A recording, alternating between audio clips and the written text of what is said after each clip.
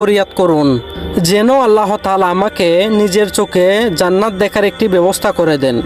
বারবার যখন হযরত ইদ্রিস আলাইহিস সালাম হযরত আজরাইল আলাইহিস সালামের কাছে অনুরোধ করেছিলেন, তখন মালাকুল মউত হযরত আজরাইল আলাইহিস সালাম আল্লাহ তাআলার কাছে ফরিয়াদ জানালেন। তখন জিবরাইল আলাইহিস সালাম বললেন, হে আল্লাহ, আপনার নবী জান্নাতকে নিজের চোখে দেখতে চায়। হযরত আজরাইল আলাইহিস সালাম যখন আল্লাহ তাআলার কাছে ফরিয়াদ করলেন, আল্লাহ তাআলা তখন হযরত ইদ্রিস আলাইহিস সালামকে জান্নাত নিজের চোখে দেখার জন্য অনুমতি দেওয়া হয়। তারপর হযরত ইদ্রিস আলাইহিস সালাম আল্লাহর কাছ থেকে অনুমতি পেয়ে শুকরিয়া আদায় করলেন এবং আল্লাহকে সিজদা করলেন। তারপর হযরত আজরাইল আলাইহিস সালাম হযরত ইদ্রিস আলাইহিস সালামকে সাথে নিয়ে রওনা দিলেন। দুইজন চলতে চলতে জান্নাতের কাছে গিয়ে উপস্থিত হলেন।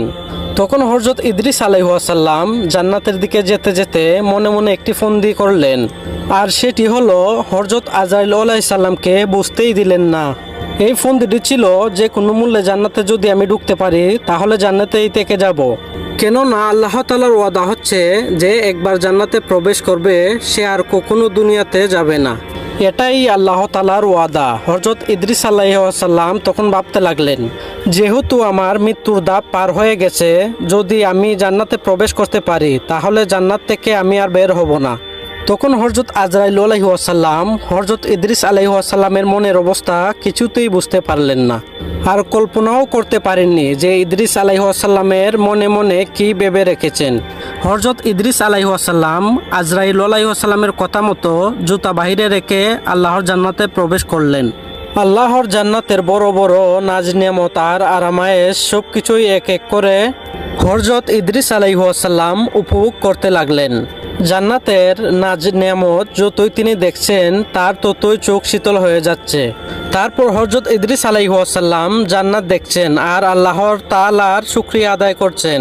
কিছুক্ষণ পর পর আলহামদুলিল্লাহ বলে শুকরিয়া আদায় করছেন এবং সিজদায় অবনত হয়ে যাচ্ছেন। যতই সামনের দিকে এগোচ্ছেন আল্লাহ তাআলার জান্নাত দেখে তিনি ততই মুগ্ধ হয়ে পড়েছেন এবং জান্নাতের প্রতি আকৃষ্ট হয়েছেন।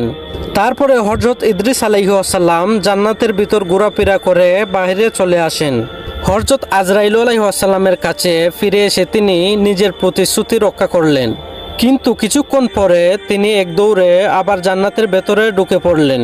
তখন হযরত আজরাইল আলাইহিস সালাম তাকে ডেকে বললেন, ভাই ইদ্রিস, আপনি আবার জান্নাতের ভেতরে ঢুকলেন কেন? তাড়াতাড়ি বের হয়ে আসুন, আমাদেরকে এখান থেকে এক্ষুনি যেতে হবে, আমি আপনাকে আবার পৃথিবীতে পৌঁছে দেব।